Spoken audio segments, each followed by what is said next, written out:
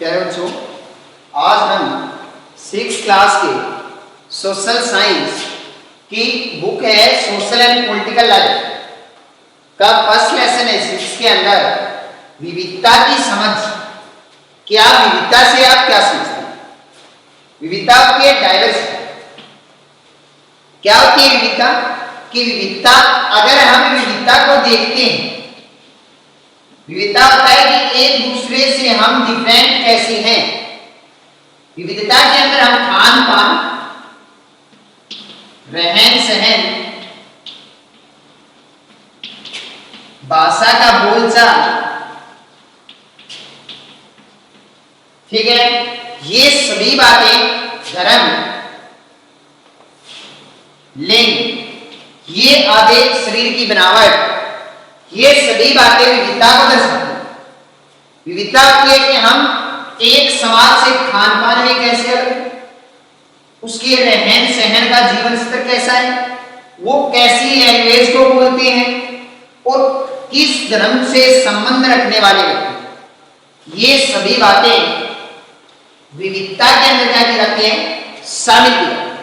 अगर हम एक परिभाषा के रूप में इन शब्दों को जोड़ने का प्रयास करते हैं तो विविधता एक ऐसी टर्म है जिसके अंदर हम एक समाज, एक क्षेत्र से किस प्रकार खान पान, रहन सहन, भाषा, धर्म से अलग है, दैट इज कॉल्ड डाइवर्सिटी। इसको हम विविधता कहा जाता है। अब विविधता के अंदर जैसे हम देखते हैं कि कोई भी एक पार्टिकुलर समाज या कोई भी एक पार्टिकुलर एरिया है, कोई क्षेत्र है, वो अन्य क्षेत्र से किस प्रकार अलग है, ये हम विविधता के अंदर देखते हैं। एक क्लास में बहुत से विद्यार्थी होते हैं, कुछ विद्यार्थी काफी शिक्षा का स्तर काफी अच्छा पाया जाता है और कुछ विद्यार्थी की जो मेंटलिटी पावर होती है, मानसिक क्षमता होती है, वो कम होती है। इसी को क्या कहते हैं? विविधता कहते हैं। आप छोटे से छोटे पैमाने से आप बड़े से बड़े पैमाने तक विविधता को एक दूसरे के साथ समझ सकते हैं। ये क्या है? विविधता होती है। अब ये विविधता को असमानता, असमानता क्या होती है? ये टर्म दोनों एक दूसरे से अलग है। असमानता होती है कि हम, अगर कोई समाज गरीब है, अमीर है, एक समाज में किसी के पास अच्छा पैसा होता है, अच्छी गाड़ी होती है, अच्छा मकान होता है, अच्छी उसके पास भूमि की उपलब्धता होती है, लेकिन दूसरे समाज के पास ये सभी बातें नहीं पाई जाती, उसको हम असमानता कहा जाता है। ये होती है असमानता। जातीय व्यवस्था होती है, जातीय व्यवस्था,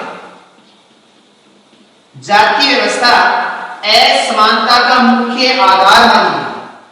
जातीय व्यवस्था होती है कि समाज को पुरातन समय में जाति के आधार के ऊपर बांट दिया गया, वो असमानता का मुख्य कारण मानी गई। अगर आप देखते हैं कि जो असमानता है, अगर एक व्यक्ति के पास काफी पैसा है, दूसरे व्यक्ति के पास पैसे का अभाव, दैट इज कॉल्ड असमानता। लेकिन जो विविधता होती है वो एक अलग टर्म होती है, न कि समान, असमानता और विविधता को एक समझा जाए। इसके बाद हम देखते हैं कि भारत देश के अंदर विविधता को आप कैसे समझ सकते हैं। हमारा पहला लेसन यही बताता है कि हम भारत देश के अंदर विविधता को कैसे समझा जा सकता है। विविधता को हम भारत देश के अंदर कि भारत में विविधता को कैसा समझा जा सकता है, भारत में विविधता को कैसे समझा जा सकता है। इंडिया एक बहुत ही बड़ी कंट्री है, ठीक है। हम क्षेत्रफल की दृष्टि से विश्व में 7वें स्थान पे और जनसंख्या की दृष्टि से विश्व में दूसरे स्थान पे आते हैं, जिसमें हमारा जो क्षेत्रफल है वो 2.4% टोटल विश्व का परसेंटेज इसके अंदर शामिल किया है। भारत के अंदर बहुत से धर्मों के व्यक्ति, अलग अलग धर्मों के व्यक्ति, अलग अलग भाषा बोलने वाले व्यक्ति, अलग अलग संस्कृति से संबंध रखने वाले व्यक्ति, संस्कृति होता है बोल चाल रहन सहन, उस सभी बातें संस्कृति के अंदर शामिल की जाती है। अलग अलग भगवान को पूजने वाले व्यक्ति हमारे देश के अंदर रहते हैं, ठीक है, जिसमें मुख्य अलग अलग देश के अंदर त्योहार मनाए जाते हैं। किसी देश कोई धर्म दीपावली को मनाता है तो कोई धर्म ईद को मनाता है, क्रिश्चियन व्यक्ति अलग से अपने त्योहारों को मनाते हैं। ये अलग अलग क्या है भारत के अंदर विविधता। ये सभी विविधताओं के कारण हम भारत की विविधता को समझ सकते हैं। मैं आपको एक छोटा एग्जांपल लेके बताता हूं कि हरियाणा है, उसकी जो रहन सहन अलग है, भाषा लैंग्वेज अलग है, जबकि उसी के साथ लगता क्षेत्र राजस्थान है। राजस्थान की अलग है, हमसे भाषा भी अलग है, सांस्कृतिक पहनावा है वो भी अलग है, खान पान भी एक दूसरे से अलग है। तो भारत के अंदर जो विविधता है वो विविधता के अंदर भारत की एकता को प्रदर्शित करने का प्रयास किया गया। इसके बाद हम देखते हैं कि आप विविधता को कैसे समझ सकते हैं। आप विविधता को समझा कैसे जा सकता है? अब विविधता को दो तरीके से समझा जा सकता है। एक होता है ऐतिहासिक और एक होता है भौगोलिक। ऐतिहासिक और भौगोलिक। ऐतिहासिक होता है पुराने इतिहास। आप क्या करते हैं? प्रवास करते हैं। अगर हम प्रवास करते हैं, अपने स्थान को छोड़ के किसी अन्य स्थान पे जाते हैं, तो जब हम जाते हैं तो हमारा बोल चाल रहन सहन हमारे कल्चर ये सारी चीजें क्या होती है हमारे साथ आती हैं।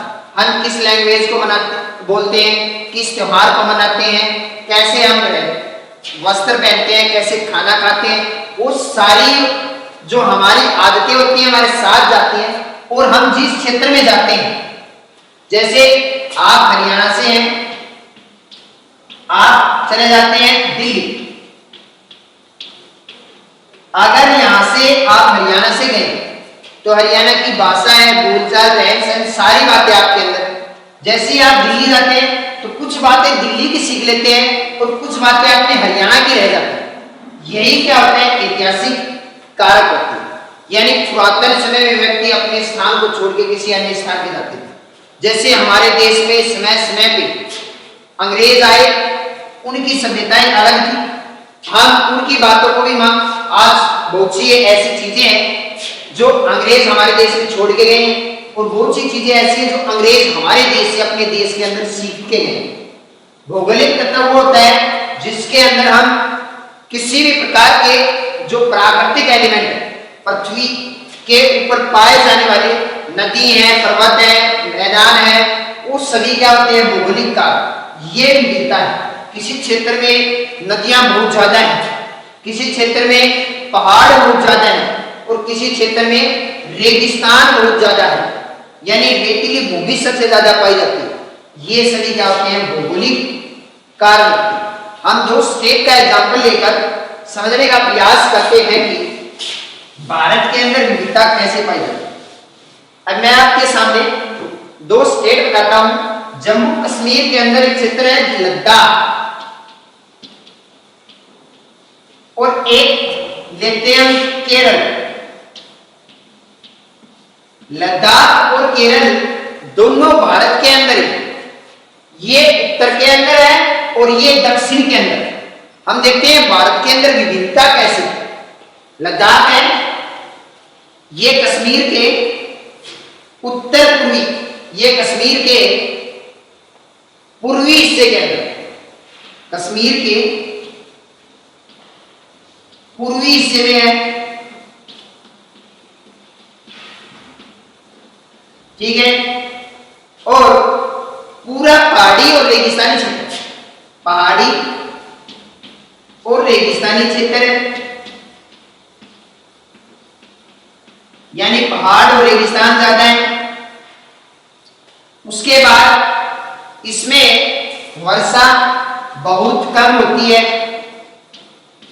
वर्षा बहुत कम होती है, खेती बहुत कम की जाती है। यहां पे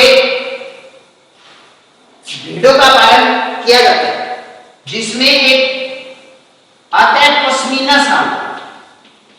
जो बहुत ही कीमती है और बहुत ही महंगा होता है। इसमें पशुपालन करते हैं, यहाँ के व्यक्ति पशुपालन करते हैं।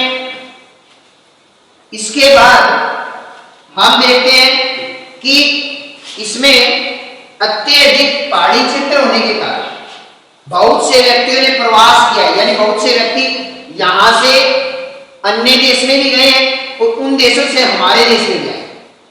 इस क्षेत्र के अंदर सबसे ज्यादा जो पॉपुलेशन पाई जाती है वो बौद्ध धर्म और मुस्लिम धर्म की पाई जाती है।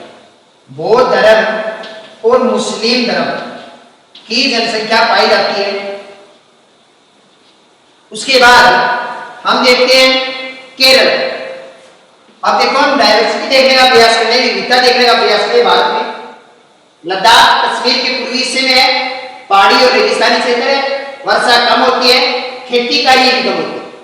अत्यधिक भेड़ पालन में निपुण होने के साथ पश्मीना शाल यहाँ पे उत्पादित किए जाते हैं, बनाए जाते हैं, पशुपालन किया जाता है।